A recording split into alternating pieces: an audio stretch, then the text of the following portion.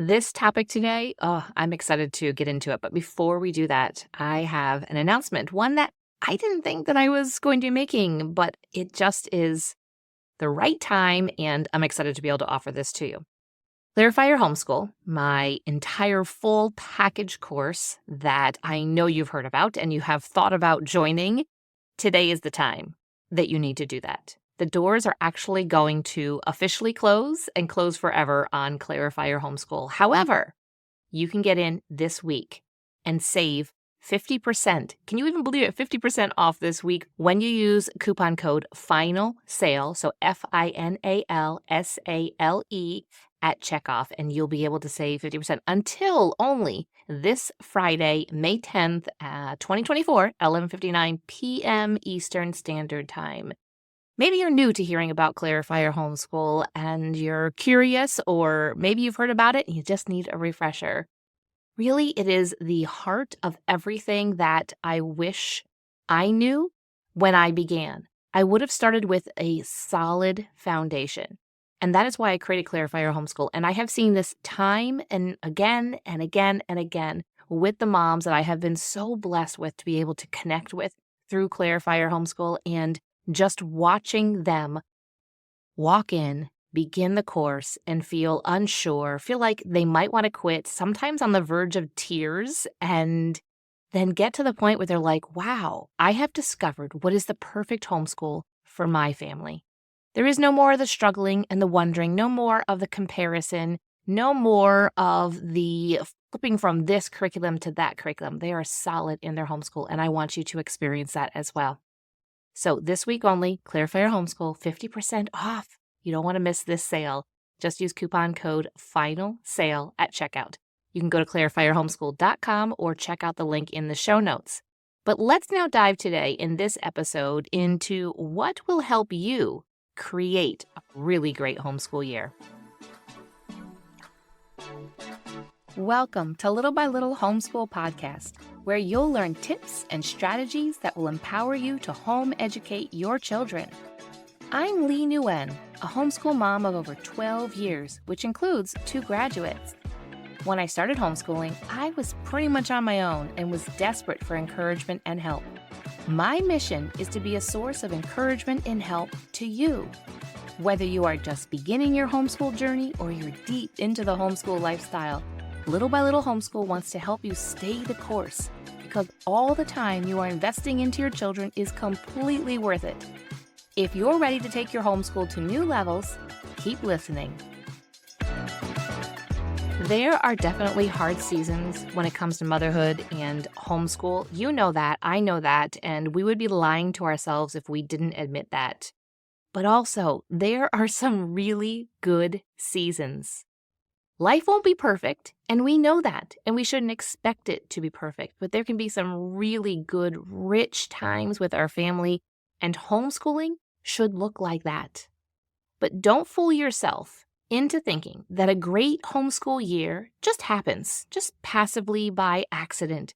We just look back and say, wow, that was a wonderful homeschool year. I did absolutely nothing, and it just happened and fell into place. That doesn't happen. Great homeschool years don't happen by accident. And that doesn't mean your homeschool has to be planned every single day down to every single minute. You can come at homeschooling with whatever style and approach that fits you, and you'll look back and say, that homeschool year was great because you put in the work. You need to put in the work to make it work. I have an ongoing joke with my husband. It's just a long-running one, and actually I don't think I say it as much anymore. But when I had all 3 of my kids at home and all the meals and all the cleaning and all the extracurricular activities and all the homeschool and just all of the discipleship that went into it, I would say, this is the week. This is going to be the week. And what I meant was that everything was going to go off without a hitch. It was going to be quote unquote perfect as any week can be. All of my plans were going to fall into place. Everybody was going to be in a good mood, and everything was going to be seamless. It never happened, that perfect week. We had some really, really close weeks to almost perfect, but not quite perfect, and that's okay. But we had some really amazing weeks and some really amazing and phenomenal homeschool years. Honestly, the homeschool year that I'm in right now, that is unfortunately coming to an end here pretty soon, this has been an amazing homeschool year, and I'm so glad for that. But it didn't happen by happenstance. It didn't just happen by accident.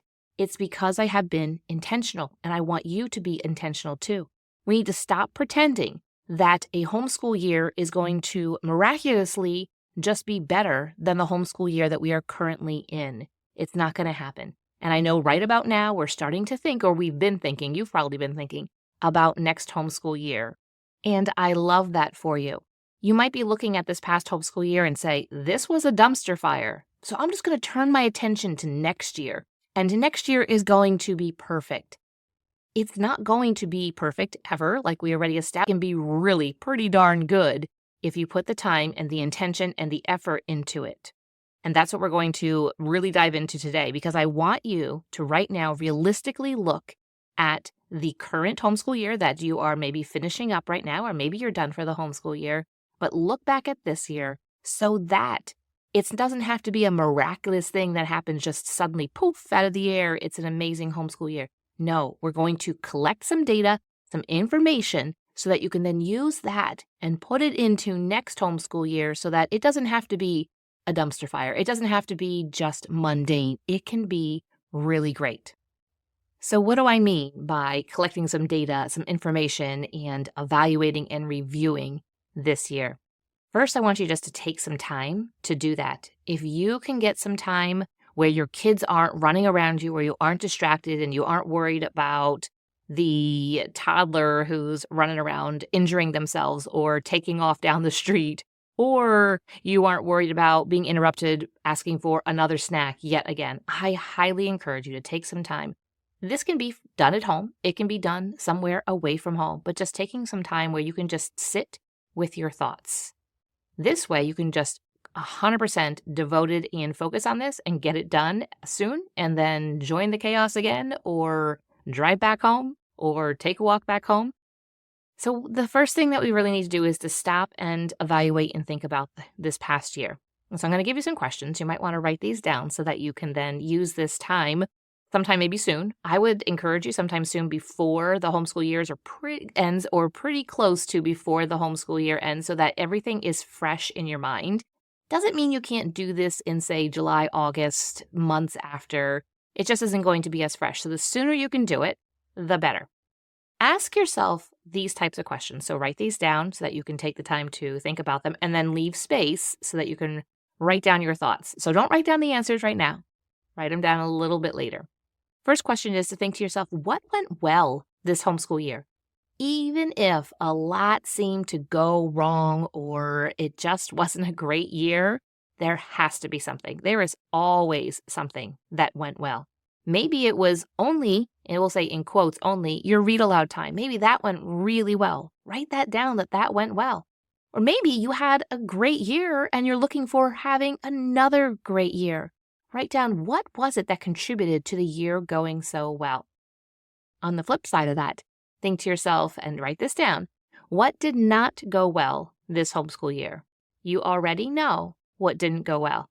You don't necessarily have to write it down to know it, but I wanted to encourage you to write down the answers to these questions, because together, when you look at the answers to all of these questions, it's going to give you the starting point for where to focus next homeschool year. So you already know what didn't go well. Just write that down. It could be something overall with the entire family. It could have to do with your routine, your schedule. It could have to do with curriculum. It could be individual children that things didn't go well. Just get that out of your brain, write it down. The next question is, what needs to change for next homeschool year? Maybe you feel like you were just completely off of any type of routine this year and it was just a free-for-all, and you see that you and or your kids are going to thrive better if there is some type of structure. Well, then you can write down something about needing more structure or needing to come up with a routine that's going to work well for your family and the ages your kids are. So the next question is, what needs to change? Write down the answers to those. Next question to answer is, What did I not get to this homeschool year, but I wanted to? Typically, what happens is we purchase too much curriculum, too many resources, too many activities. We just get all into it. And some things just sit on the shelf. Or maybe it's an online curriculum or an online course or class, and it is sitting in your email inbox saying, hey, come join this. And it's got your login and your password and everything. So it doesn't matter if it's sitting on a shelf or it's sitting in your email. It's just something that you wanted to get to, but you didn't. Can you take that and roll it into next homeschool year? Guess what that'll save you on? The budget. That'll also save you on making some decisions. Next question to ask yourself is, are there any new subjects or resources that I want to use? During the homeschool year, you are exposed to more resources and more products that you didn't know. Maybe it's your favorite homeschool blogger and she has a new resource out that came out this year and you'd like to be able to use that. It wasn't available last year, but now it is this year. So what are some new subjects or resources that you want to use? Write them down, write down where you can find them, maybe even write down the cost of those just so that you know when you're figuring out your budget and if things are going to fit into it. But there's probably some things that you're thinking of that you would like to include. Maybe a friend has included something and you're like, that went really well for her. I think I'd like to work on that with my kids. Maybe it has to do with character development, or it could possibly have to do with one of the core subjects. But what are some subjects that you want to use, or resources and stuff that you want to use this year? Let me add a disclaimer here. Don't overcommit. Remember that list, those 2 questions back, that I said, what did you not get to but you wanted to? Most likely you didn't get to it because your days were so full already. Just with the taking and the tending, the care of your children, as well as taking care of the home and being a wife and possibly maybe volunteer stuff. You have church activities and there's just a lot going on. And you have overcommitted with the resources in your curriculum and everything with homeschool. Don't overcommit. Just maybe take some of those things that you didn't get to, or just take all of those, and that might be the core of what you're going to do next year. And then just kind of add on some stuff if you need to, especially things like math and language arts. But don't overcommit, because those things are going to sit in your email inbox and they're going to sit on your bookshelf. You might have most of what you already need for the next homeschool year. If you're concerned about budgets, I did do an episode about that, and I will drop that link in the show notes so you can listen in on that one. I highly encourage that one because it really ties into what we're talking about today, because I don't want you to go over budget. Okay, phase 2 of this. Now that you've sat down and you thought about those things, I want you to think about them for a while. If you could sleep on this for a couple of days, things might come to your mind that you didn't think of in that first initial session. So I highly encourage that first list of questions that you sit and you answer those questions, and then you put it aside. You add to it, maybe you cross some things off, and you just kind of flesh it out over a couple of days. Then take some time just to yourself and think about next year. So some of the questions you might want to consider asking yourself, I highly encourage you to write these down so you have them available for you, is thinking, what types of curriculum and resources would I like to use next year? Maybe you were exposed to a new math curriculum. You went to a homeschool convention and you found a new math curriculum like, that is going to fit my kids like a glove. It's going to be so good. So write down the curriculums and the resources that you're excited about maybe including for this year. Think also, what I really want my kids to learn about. Maybe it is something in history, a certain time period that you want them to learn about. Maybe it is having to do with your discipleship of them. Maybe it has to do with the character development. Just what do I really want my kids to learn?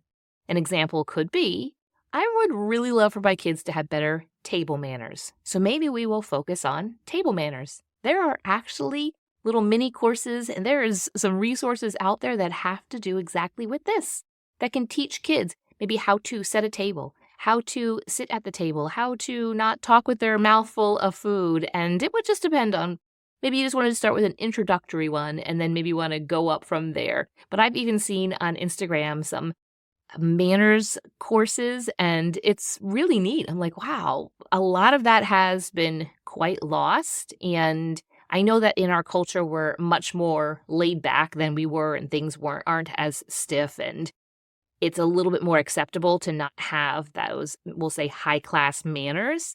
But when you see somebody actually have some manners, and it's like, wow, it's kind of a breath of fresh air, right?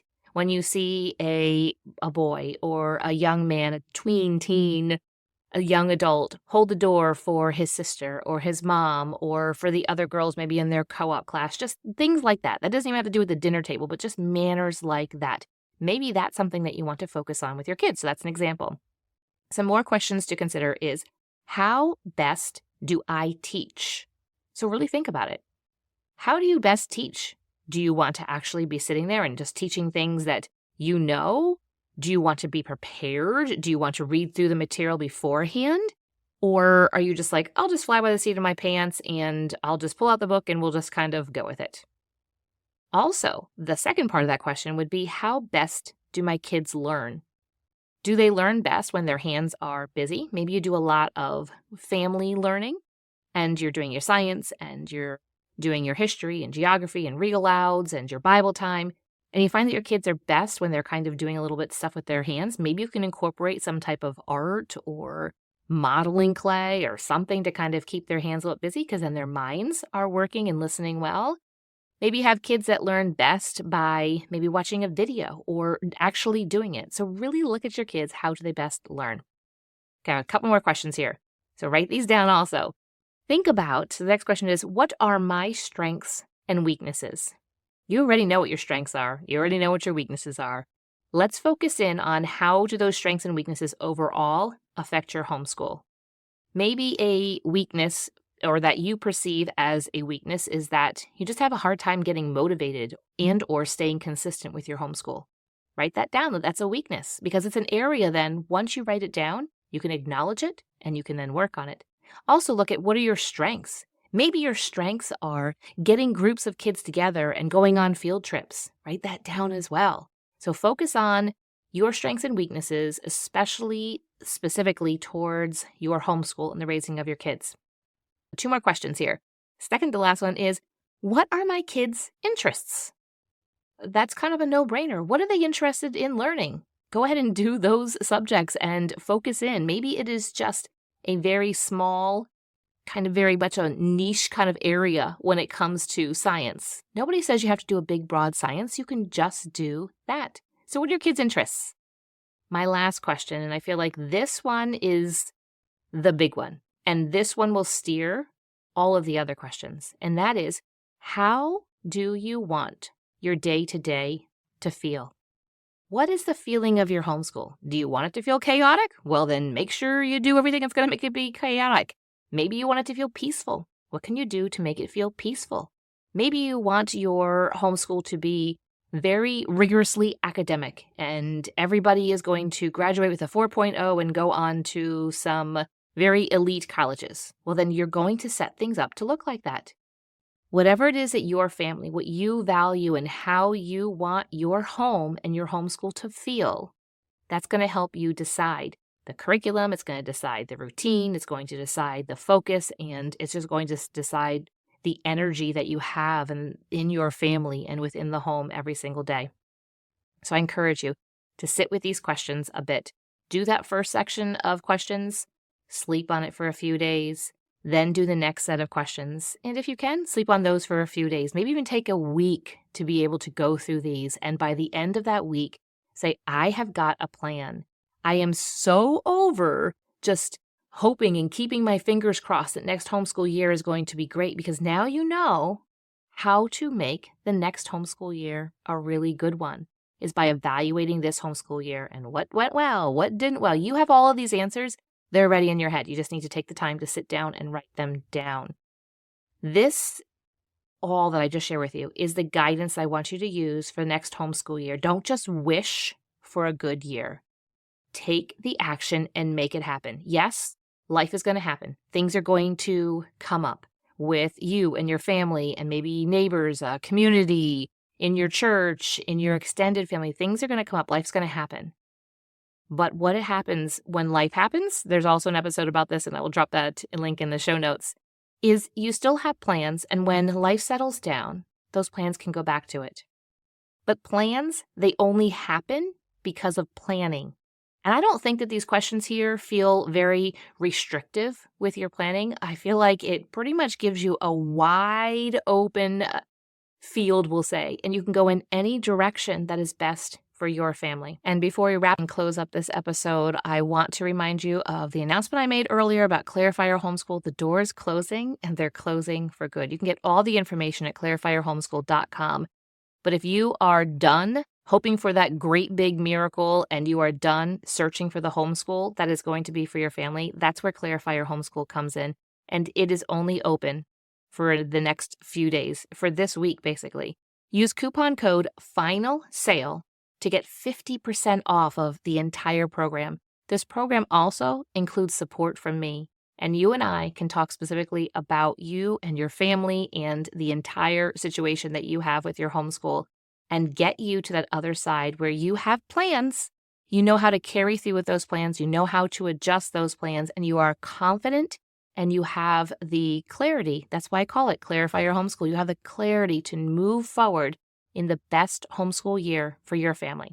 So use coupon code FINALSALE for 50% off of Clarifier Homeschool at clarifierhomeschool.com. This coupon code and the entire program is only available until this Friday, May 10th, 2024 at 11:59 p.m. Eastern Standard Time. I so look forward to seeing you over there. Thank you for listening, friend. I'd love to connect with you more. You can find social media links in the show notes and share this episode with a friend who could use a boost to her homeschool. See you back here real soon.